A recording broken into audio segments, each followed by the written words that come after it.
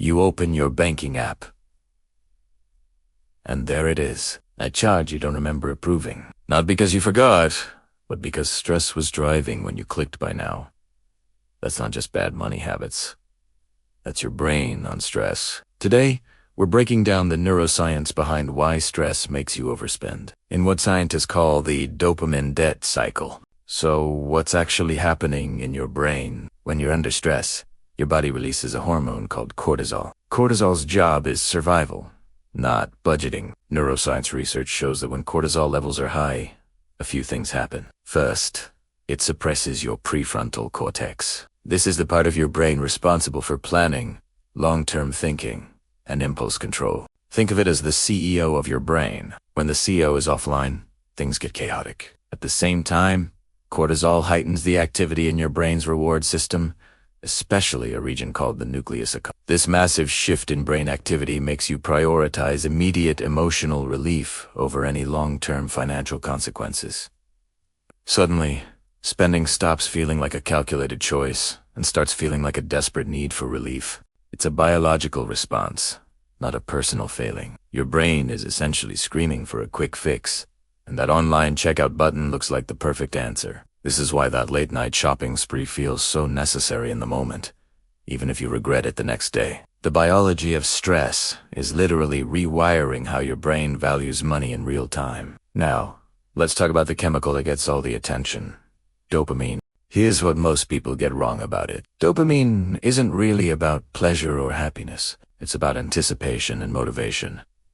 It's the craving chemical. Brain imaging studies are fascinating on this. They show that dopamine doesn't spike when you get the item you bought. It spikes asterisk before asterisk you buy it while you're scrolling through products, comparing options, and adding things to your cart. That feeling of anticipation, that "ooh, I want that" moment, is what gives you a temporary break from the stress you're feeling. So, your brain quickly learns a simple but powerful pattern. Stress happens, then you go online and start shopping, and for a little while, the stress goes away. That, right there, is the loop that forms the dopamine-debt cycle. The problem is, the relief is incredibly short-lived. It fades almost as soon as the transaction is complete. But the financial cost, that stays with you, often leading to more stress down the line. Let's look at a real-life example. To make this concrete, meet Jason. Jason works in a high-pressure corporate role with constant deadlines and a demanding boss. After a particularly brutal day at the office, he gets home feeling completely drained and overwhelmed. He tells himself, "I deserve this."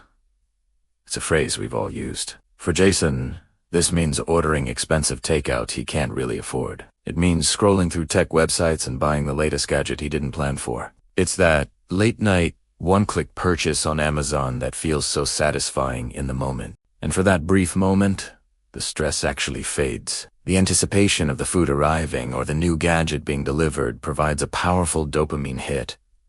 He feels better. But then, a few weeks later, the credit card statement arrives. The total is higher than he expected, and a wave of guilt washes over him. That guilt creates more stress, which raises his cortisol levels all over again. And what does his brain want to do when cortisol is high? It wants another dopamine hit to feel better. So the cycle continues. Jason isn't irresponsible or bad with money. His brain is simply trying to self-regulate a state of chronic stress using the most immediate rewards it can find. So why is this cycle of overspending so incredibly hard to stop? It feels like it should just be about willpower, right? Well, here's the trap. Each time you make a stress purchase, you get that dopamine spike we talked about. But what follows is a dopamine crash, and that crash is brutal. It doesn't just bring you back to your baseline. It often plunges you lower. This crash increases feelings of anxiety. It weakens your emotional regulation, and it triggers waves of regret and self-criticism. And remember how stress puts the prefrontal cortex offline? That's the very part of your brain responsible for self-control and resisting temptation. So you're trying to use willpower to fight a chemical process at the exact moment when the part of your brain that governs willpower is least effective. It is like trying to put out a fire with a water gun that has a hole in it. You're set up to fail. This is so important to understand. Your brain isn't broken. It's just chemically overloaded, and it's doing what it's wired to do in a high-stress state. Willpower alone isn't the answer. So, how do you actually break the dopamine debt cycle? The good news is that you can. Neuroscience suggests two powerful ways to interrupt this pattern before it takes hold. First, delay the purchase. When you feel that urge to buy something to relieve stress, commit to waiting just 10 minutes.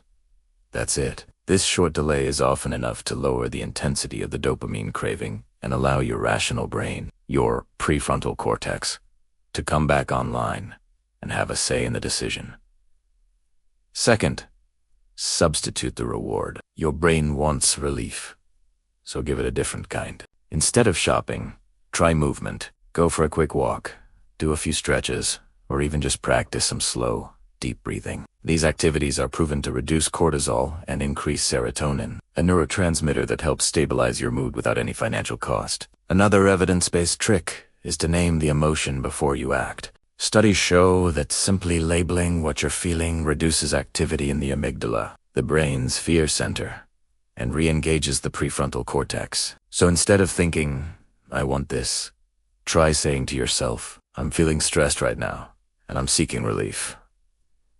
That simple sentence can fundamentally change how your brain responds to the urge. If stress has ever hijacked your spending, you are not bad with money. You're a human with a brain that was wired for survival in the wild, not for the endless temptations of online shopping. Now, I want to hear from you. Tell me in the comments, what's your go-to purchase when you're feeling stressed? Is it food, clothes, gadgets, or something else entirely? If this video helped you understand yourself a little better, heed a like. Share it with a friend who says, "I deserve this a little too often." And don't forget to subscribe for more neuroscience-backed insights on your money, your stress, and your behavior. Understanding your brain is the first step to taking your power back.